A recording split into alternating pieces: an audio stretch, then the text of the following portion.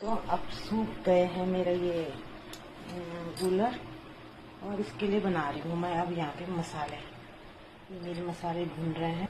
कुछ मसाले मैंने ये यहाँ पे मिक्स कर दिए हैं और ये डाल दिए मैंने इसमें थोड़ा सा कलौंजी और अजवाइन थोड़ा भून के डालेंगे तो ज़्यादा अच्छा रहेगा, खुशबू आएगी इसमें। और ये मेरी कलौंजी और अजवाइन भून गई है और मैं डाल दिया इसमें तेल गरम करने के लिए। तेल रखती कढ़ाई पे और इसे हल्दी और तेल में अच्छे से पकाएंगे जब तक ये थोड़ा पकने जाए। तब ठंडा करके इसमें हरे मसाले मिलाएंगे और फिर डालेंगे डब्बे में, कंटेनर में।